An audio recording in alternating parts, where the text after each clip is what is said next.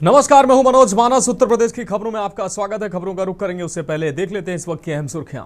22 नवंबर को सीएम योगी का प्रयागराज का अहम दौरा, माघ मेले की तैयारियों की करेंगे समीक्षा बैठक। सीएम योगी ICCC सभागार में करेंगे समीक्षा बैठक। संगम पर गंगा पूजन भी करेंगे सीएम योगी। सपा विधायक सुधाकर सिंह का निधन, मेदांता अस्पताल में ली अंतिम सांस। अखिलेश यादव ने निधन पर दुख व्यक्त किया। ग्रेटर नोएडा में अवैध 3 मंजिला इमारत ढहने का मामला, मलबे में ढहने से दबने से 4 मजदूरों की मौत, 6 अस्पताल में भर्ती, देर रात तक चला रेस्क्यू। खुफिया एजेंसियों के रडार पर सहारनपुर के 20 से ज्यादा डॉक्टर और मेडिकल छात्र, ATS और STF सक्रिय। हमीरपुर में दिन दहाड़े बुजुर्ग महिला की हत्या, युवक ने कुल्हाड़ी से बीच रास्ते में उतारा मौत के घाट, मामूली विवाद पर घटना को दिया अंजाम। और हरदोई में गैस रिसाव से स्कूल में मचा हड़कंप, गैस रिसाव से 20 से 25 बच्चों की बिगड़ी हालत। संडीला के लायंस पब्लिक स्कूल का ये मामला। आप देख रहे हैं के न्यूज, खबरों का सारथी। और अब खबर विस्तार से। अहम खबर से बुलेटिन की शुरुआत कर रहे हैं। हमीरपुर से अहम खबर है, जहां दिन दहाड़े बुजुर्ग महिला की हत्या की गई। युवक ने कुल्हाड़ी से बीच रास्ते में महिला की निर्मम हत्या की है। मामूली विवाद के चलते बुजुर्ग महिला को मौत के घाट उतारा है। बुजुर्ग महिला का शव देखकर ग्रामीणों में दहशत फैल गई। हत्यारा युवक हत्या कर मौके से फरार हुआ है। मौधा कोतवाली के करहिया गांव की यह पूरी घटना है।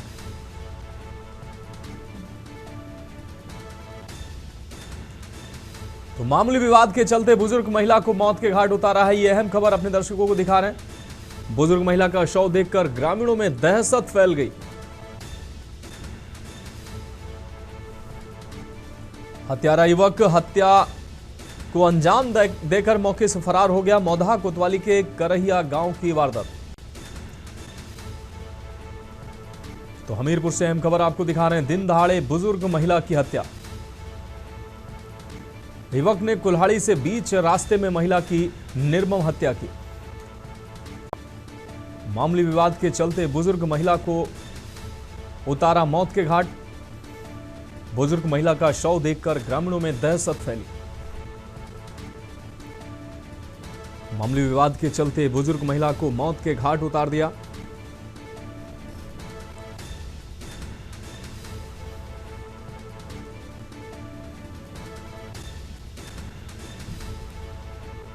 हत्यारा युवक हत्या को अंजाम देकर मौके से फरार हो गया। मौधा कोतवाली के करहिया गांव की यह पूरी वारदात। तो हमीरपुर से यह अहम खबर आपको दिखा रहे हैं। दिन दहाड़े बुजुर्ग की हत्या से सनसनी फैल गई, ग्रामीणों में दहशत फैल गई। युवक ने बीच रास्ते दिन दहाड़े बुजुर्ग महिला की निर्मम हत्या कर मौके से फरार हो गया।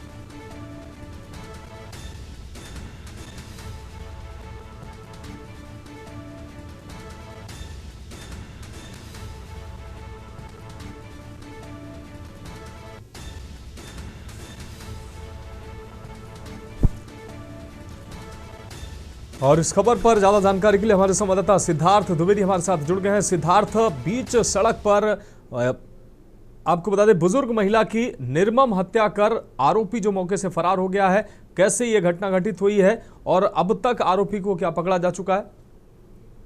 जी बिल्कुल, हमीरपुर जनपद में एक बार फिर रिश्ते शर्मसार होते हुए नजर आ रहे हैं। आपको बता दें कि हमीरपुर के मौदा थाना क्षेत्र के अंतर्गत करही गांव में आज एक दिल दहला देने वाली घटना हुई, जहां एक युवक ने बुजुर्ग महिला के ऊपर कुल्हाड़ियों से वार कर दिया।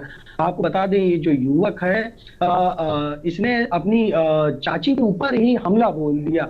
किसी बात को लेकर कोई पारिवारिक विवाद शायद चल रहा था, जिसको लेकर जो भतीजा है वो काफी दिन से अपनी चाची से नाराज था। आज अचानक ही भतीजा चाची के घर पहुंचता है, यहाँ पर कुल्हाड़ी से ताबड़तोड़ एक के बाद एक चाची के ऊपर वार करना शुरू कर देता है। बीच सड़क में ही चाची को लहूलुहान करके मौत के घाट उतार देता है। जिसके बाद जो भतीजा है वो सभी गांव वालों को कुल्हाड़ी लहराते हुए और गालियां देते हुए शब्दों का प्रयोग करते हुए गांव से फरार हो जाता है। इस पूरी घटना से गांव में दहशत का माहौल फैल जाता है। इसके बाद सूचना पर स्थानीय मौदाहा कोतवाली की पुलिस, भारी भरकम पुलिस फोर्स पहुंचती है और हत्यारे की तलाश शुरू कर देती है। फिलहाल इस पूरे मामले को लेकर पुलिस ने कोई भी आधिकारिक बयान जारी नहीं किया है, लेकिन पुलिस दावा कर रही है कि वो जल्द ही हत्यारोपी को गिरफ्तार कर लेगी। जी हाँ सिद्धार्थ, जैसा कि आपने बताया कि ये युवक की मतलब परिवार की ही महिला थी, रिश्तेदार थी या परिवार की चाची थी, क्या जमीनी विवाद था, पारिवारिक कोई विवाद था, इस वजह से इस युवक ने इस वहसीपन को अंजाम दिया?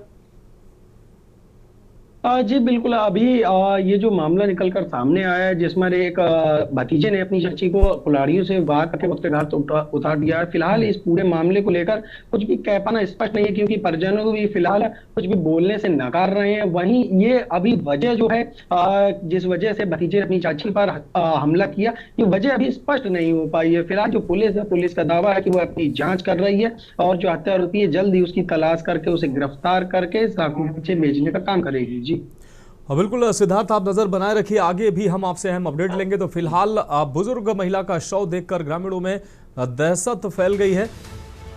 आपका बहुत शुक्रिया सिद्धार्थ इस तमाम जानकारी के लिए। तो हत्यारा युवक घटना को अंजाम देकर मौके से फरार हुआ है।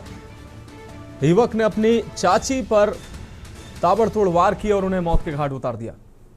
अब बढ़ेंगे अगली खबर की ओर। हरदोई में गैस रिसाव से स्कूली बच्चों में हड़कंप मच गया है। गैस रिसाव से 20 से 25 बच्चों की हालत बिगड़ी है। हालत बिगड़ने से स्कूल से बाहर निकल कर भागे बच्चे। खांसी, सर चकराना, उल्टी और बेहोशी जैसी समस्याएं बच्चों में देखने को मिली। संडीला के लॉयंस पब्लिक स्कूल का यह पूरा मामला है। तो खांसी, सर चकराना, उल्टी और बेहोशी जैसी समस्याएं छात्रों में देखने को मिली। गैस रिसाव से 20 से 25 बच्चों की हालत बिगड़ी। हालत बिगड़ने से स्कूल से बाहर निकलकर बच्चे भागते नजर आए। खांसी, सर चकराना, उल्टी और बेहोशी जैसी समस्याएं छात्रों को देखने को मिली है। संडीला के लॉयंस पब्लिक स्कूल का यह पूरा मामला है। तो हरदोई में गैस रिसाव से स्कूली बच्चों में हड़कंप मच गया। गैस रिसाव से 20 से 25 बच्चों की बिगड़ी हालत। हालत बिगड़ने से स्कूल से बाहर निकाले गए बच्चे। खांसी, सर चकराना, उल्टी और बेहोशी जैसी समस्याएं उत्पन्न हुई। गैस रिसाव से 20 से 25 बच्चों की बिगड़ी तबीयत। अंबुज मिश्रा हमारे संवाददाता अधिक जानकारी के लिए हमारे साथ जुड़ गए हैं। अंबुज, आप गैस रिसाव से 20 से 25 बच्चों की हालत बिगड़ी, हालांकि बच्चों को बाहर निकाला गया, क्या कुछ अहम अपडेट, कैसे ये गैस रिसाव हुई है? से बताना चाहूंगा, हरदोई जनपद के संडीला कस्बे का ये पूरा मामला है, जहां पर लायंस पब्लिक स्कूल में गैस रिसाव से लगभग 2 दर्जन बच्चों की हालत बिगड़ गई और जिसके बाद स्थानीय लोग व स्वास्थ्य विभाग की टीम के द्वारा तत्काल प्रभाव से जो बच्चे थे उनको सामुदायिक स्वास्थ्य केंद्र संडीला में भर्ती कराया गया। एक की हालत गंभीर देखते हुए डॉक्टरों के द्वारा उसको लखनऊ रिफर कर दिया गया। घटना की जानकारी जैसे ही स्थानीय पुलिस प्रशासन व हरदोई जिला अधिकारी अनुनय झा और पुलिस अधीक्षक अशोक कुमार मीणा को मिली, मौके पर पहुंचकर उनके द्वारा जो बच्चे थे उनकी स्थिति को जानने के लिए सामुदायिक स्वास्थ्य केंद्र पहुंचा गया। साथ ही स्कूल प्रशासन से भी उनके द्वारा मुलाकात की गई और आवश्यक दिशा निर्देश दिए गए हैं। हालांकि पूरे मामले को लेकर स्कूल प्रबंधन पर जो अभिभावक हैं उनके द्वारा गंभीर आरोप लापरवाही का लगाया गया है। उनके द्वारा बताया गया है कि गैस रिसाव की यह समस्या कुछ दिन से पहले हल्की सी बदबू आती थी, लेकिन जो समुदाय स्कूल प्रबंधन है उसके द्वारा गंभीरता से मामले को नहीं लिया गया, जिसका आज खामियाजा अधिक से अधिक जो बच्चे हैं स्कूल परिसर के अंदर, जो बच्चे पहुंचे हुए थे, सुबह का समय थे और वहां पर जैसे ही बच्चे स्कूल परिसर के अंदर पहुंचे उनकी हालत बिगड़ने लगी। फिलहाल जो बच्चों की जो हालत बिगड़ी हुई थी उनको देखते हुए स्थानीय स्वास्थ्य विभाग की टीम मौके पर पहुंची और उनके द्वारा उन बच्चों को एम्बुलेंस के सहायता से सामुदायिक स्वास्थ्य केंद्र को भर्ती कराया गया। वहां पर उनका इलाज चल रहा है। एक बच्चे की हालत गंभीर देखी गई। वहीं हरदोई जिला अधिकारी अन्य जहां के द्वारा जानकारी देते हुए बताया गया कि पूरे मामले को गंभीरता से लिया गया। गैस रिसाव की जिन स्थितियों से वहां पर ये कार्य हुआ है उसको लेकर आवश्यक दिशा निर्देश दिए गए हैं और उस गैस रिसाव को लेकर वहां पर जांच की जा रही है कि कहां से किस तरीके से गैस का रिसाव हुआ और आवश्यक वैधानिक कार्रवाई की जा रही है। लेकिन अंबुज, बड़ा सवाल यह है कि आखिर गैस स्कूल में गैस कैसे हुई? बगल क्या गैस कोई गैस प्लांट है या गैस एजेंसी है या किस तरीके की ये गैस थी? अब तक क्या जानकारी सामने आई? जी बिल्कुल मनोज, जो स्कूल है लायंस पब्लिक स्कूल है उसके पास से, बाउंड्री वाल के पास से रासायनिक गैस का एक पाइपलाइन है। पाइपलाइन किसी तरीके से वहां पर क्षतिग्रस्त हुआ हो या अन्य कोई भी कारण हो, उस बिंदुओं के लेकर वहां पर जांच की जा रही है। पाइपलाइन से गैस निकलने का मामला अभी तक जो प्रशासनिक अधिकारी हैं उनके द्वारा पुष्टि की गई है। फिलहाल सभी बिंदुओं पर वहां पर प्रशासनिक अधिकारी, पुलिस टीम है और अन्य जो प्रशासनिक स्थानीय प्रशासन है, उप जिलाधिकारी हैं, उनके द्वारा वहां पर पहुंचकर सभी बिंदुओं पर जांच की जा रही है और आवश्यक कार्रवाई करने के निर्देश भी मानस दिए जा रहे हैं। जी बिल्कुल अंबुज, इस तमाम जानकारी के लिए आपका बहुत बहुत शुक्रिया। तो फिलहाल अब छात्रों को स्कूल से बाहर निकाला गया। इस दौरान छात्रों की हालत बिगड़ी। गैस रिसाव से 20 से 25 बच्चों को खांसी, सर चकराना, उल्टी जैसी समस्याएं देखने को मिली। इस दौरान बच्चों को बाहर निकाला गया। आला अधिकारी मौके पर पहुंचे हैं। गैस रिसाव की छानबीन कर रहे हैं कि आखिर गैस रिसाव हुई कैसे। अब बढ़ेंगे अगली खबर की ओर। अमरोहा से अहम खबर है। तेज रफ्तार कार पेड़ से टकराई है। अनियंत्रित होकर कार पेड़ से टकराई है। हादसे में युवक की दर्दनाक मौत की खबर है। कार सवार मोहित की मौत हुई है। मृतक नौगांवा सादात क्षेत्र का निवासी है। नौगांवा सादात थाना क्षेत्र की यह पूरी घटना है। तो कार सवार मोहित की मौत हुई है। हादसे में मोहित जो कार सवार था उसकी दर्दनाक मौत हुई। भीषण दुर्घटना जिसमें कार सवार की मौत हुई है। मृतक नौगांवा सादात क्षेत्र का निवासी।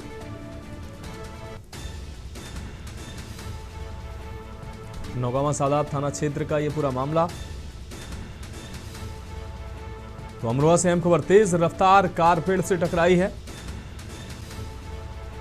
अनियंत्रित होकर कार पेड़ से टकराई है। इस दौरान कार सवार युवक की दर्दनाक मौत हुई है।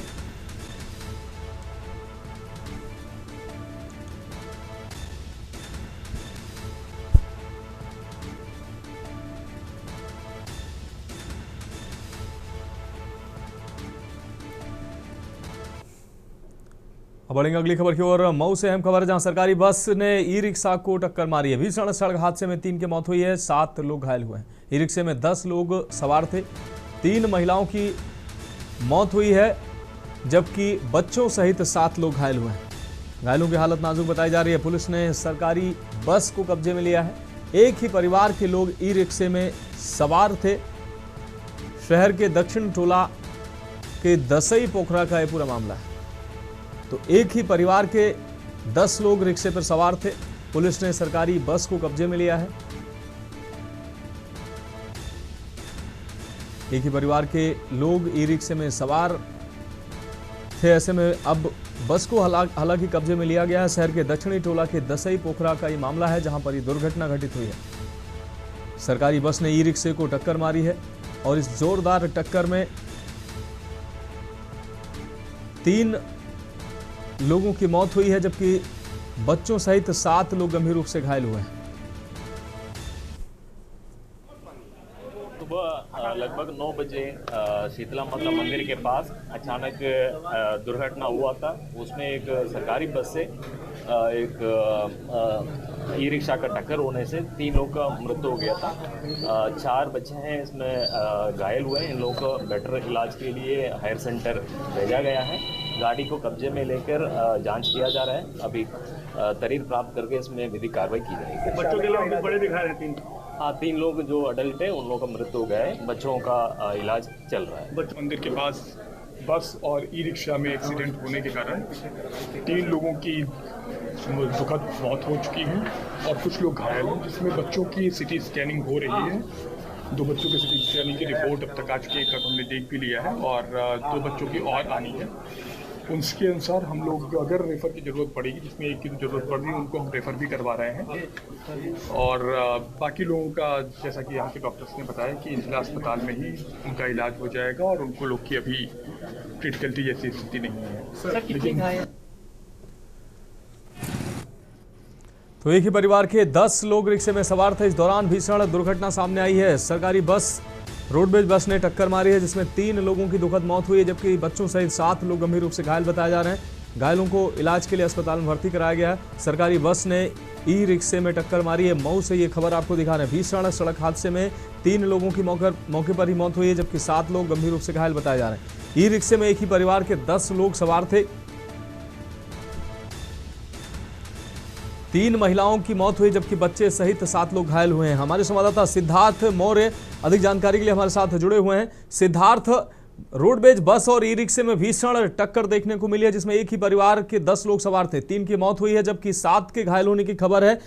क्या कुछ अहम अपडेट, कैसे ये घटना घटित हुई है और घायलों का इलाज कहाँ चल रहा है?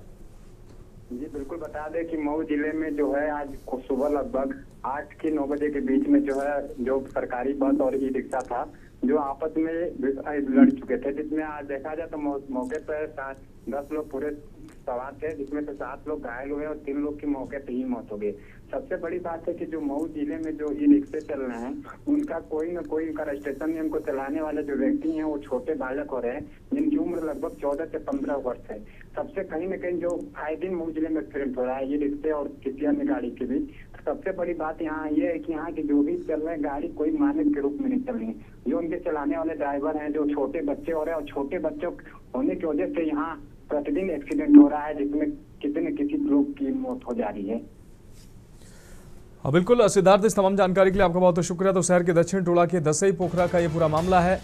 तो यहाँ अक्सर हादसे होते हैं, ऐसा संवाददाता ने हमारे बताया, और 3 लोगों की दुखद मौत हुई, जबकि 7 लोग गंभीर रूप से घायल हुए। बढ़ेंगे अगली खबर की ओर। लखनऊ से अहम खबर है। महिला यात्री से छेड़छाड़ की खबर सामने आई है। ऐशबाग स्टेशन पर स्थित होटल श्याम इन में ये छेड़छाड़ की घटना सामने आई है। नाका थाना क्षेत्र के अंतर्गत ऐशबाग स्टेशन का ये पूरा मामला है। महिला ने होटल के स्टाफ पर गंभीर आरोप लगाए हैं। नाका पुलिस महिला को थाने ले गई है। लखनऊ से अहम खबर, महिला यात्री से छेड़छाड़ की खबर सामने आई है। ऐशबाग स्टेशन पर स्थित होटल श्याम इन में ये छेड़छाड़ की घटना सामने आई। हम बोले हमें किसी के साथ नहीं जाना है, हमें अकेले जाना है, शादीशुदा है।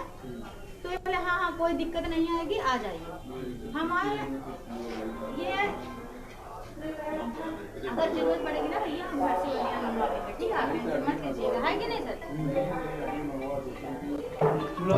नाका थाना क्षेत्र के ऐशबाग स्टेशन के पास का ये पूरा मामला है। नाका पुलिस महिला को थाने ले गई है। तो ये बोले हाँ कोई दिक्कत नहीं आएगी, आ जाइए। हमारे ये महिला यात्री से छेड़छाड़ की घटना सामने आई। लखनऊ से खबर आपको हम दिखा रहे हैं। अब बढ़ेंगे अगली खबर की ओर। बुलंदशहर से अगली खबर है। लापरवाह बीएलओ पर एफआईआर दर्ज हुई है। डीएम के निर्देश पर दर्ज हुई एफआईआर। सिकंदराबाद एसडीएम ने 6 बीएलओ पर कार्रवाई की है। लोक प्रतिनिधि अधिनियम 1950 के तहत एफआईआर दर्ज हुई है। 6 बीएलओज पर काम में उदासीनता पर कार्रवाई की गई है। सिकंदराबाद एसडीएम दीपक पाल ने दर्ज कराई एफआईआर।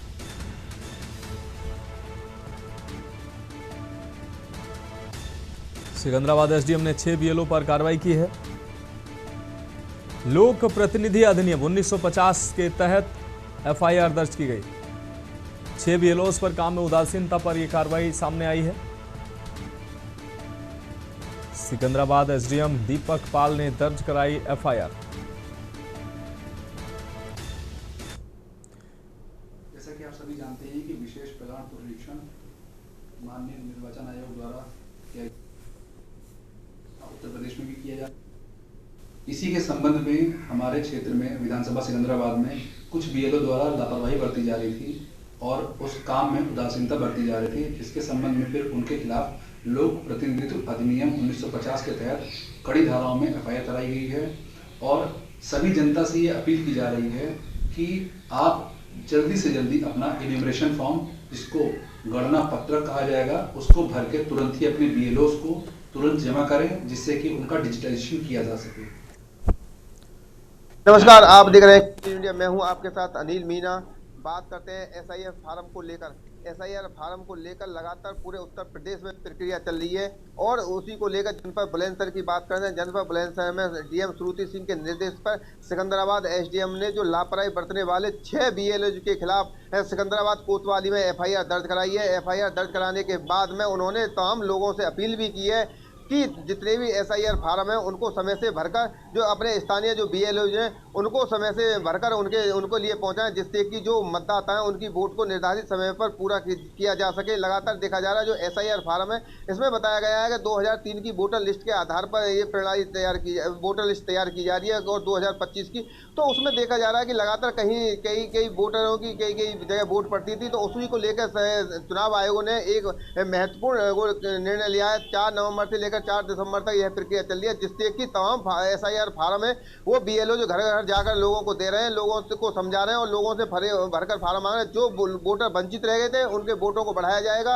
जो वोट 1 से 2 जगह डालते थे उन वोटों को काटा जाएगा, जो मृतक हैं और जिनकी शादियां हो चुकी हैं उन वोटों को काटा जाएगा। तो उसको लेकर जनपद बुलंदशहर में डीएम श्रुति सिंह ने सख्त जितने भी एसडीएम है सभी को निर्देशित किया है कि किसी तरह की कोई भी लापरवाही न बरती जाए और लापरवाही बरतने वालों के खिलाफ उन्होंने कार्रवाई की बात भी की है। तो उसी को लेकर जिस तरह से लगातार जो बीएलओ सिकंदराबाद में 6 बीएलओ ने लापरवाही बरती थी और 6 बीएलओ ने लापरवाही बरतने का परिणाम यह निकला कि एसडीएम के निर्देश पर उनके खिलाफ मुकदमा सिकंदराबाद कोतवाली में दर्ज किया गया है। और एसडीएम ने लगातार क्षेत्र की जनता से, तमाम लोगों से अपील की है कि जो एसआईआर फार्म है उन्हें समय से भरें और समय से भरने के साथ अपने जो स्थानीय बीएलओ हैं उनको दें, जिससे कि उनका जो मत है और जो वोट है वो सही समय पर तैयार हो सके, जिससे कि वो अपने आने वाले चुनाव में अपने मत का प्रयोग समय से कर सकें। अनिल मीना, केनी इंडिया, बुलंदशहर। अब बढ़ेंगे अगली खबर की ओर। अमरोहा से अहम खबर है, विवाहिता को ससुरालियों ने घर से निकाला है। दहेज में 20 लाख की मांग पूरी न होने पर घर से निकाला है। सोनिका को मारपीट कर ससुराल वालों ने घर से बाहर निकाला। पति अक्षय समेत 5 के खिलाफ एफआईआर दर्ज हुई है। शादी के बाद से ही प्रताड़ना देने का आरोप ससुराली जनों पर विवाहिता ने लगाया है। पति पर बीमार होने पर इलाज न कराने का आरोप लगाया है। 20 लाख रुपए की मांग पर कई बार पंचायत भी असफल रही। दहेज प्रताड़ित सोनिका अब मायके में रहने को मजबूर है। अमरोहा देहात क्षेत्र थाना का ये पूरा मामला है।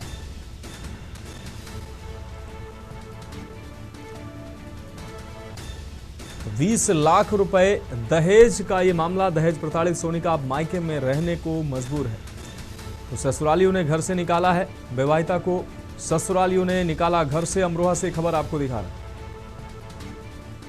20 लाख रुपए दहेज की मांग पूरी न करने पर उसको घर से भगाया है, ये आरोप लगे हैं। सोनिका को मारपीट कर ससुरालियों ने घर से बाहर निकाला। पति अक्षय समेत 5 के खिलाफ एफआईआर दर्ज हुई है। शादी के बाद से ही प्रताड़ना देने का आरोप लगाया। अब बढ़ेंगे अगली खबर की ओर। नोएडा से अहम खबर है, मौसम के बदलाव से लोग परेशान नजर आ रहे हैं। और नोएडा, ग्रेटर नोएडा में अचानक बढ़ी है ठंड। ठंड ने बढ़ाई ठिठुरन, कम हुई विजिबिलिटी। सर्दी व कम विजिबिलिटी से वाहनों की रफ्तार भी घटी है।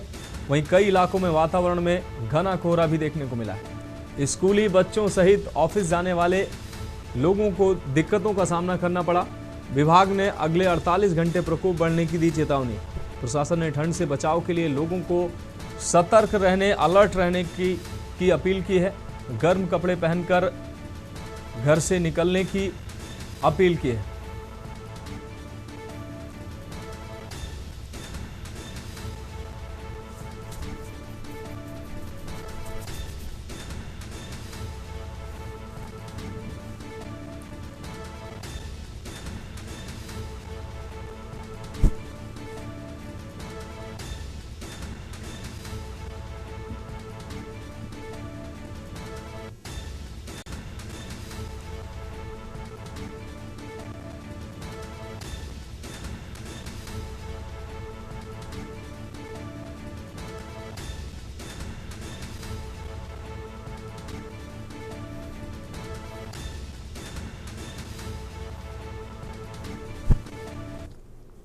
बढ़ेंगे अगली खबर की ओर। बरेली से अहम खबर, जहां मीट फैक्ट्री रहबर फूड में पुलिस का छापा पड़ा है।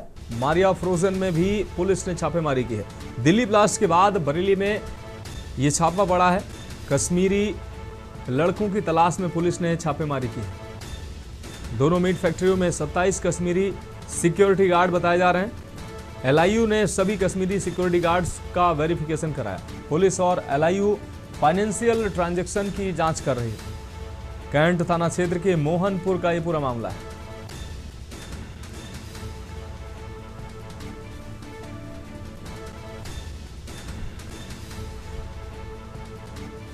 तो पुलिस और LIU फाइनेंशियल ट्रांजैक्शन की जांच कर रहे हैं। कैंट थाना क्षेत्र के मोहनपुर का ये पूरा मामला है।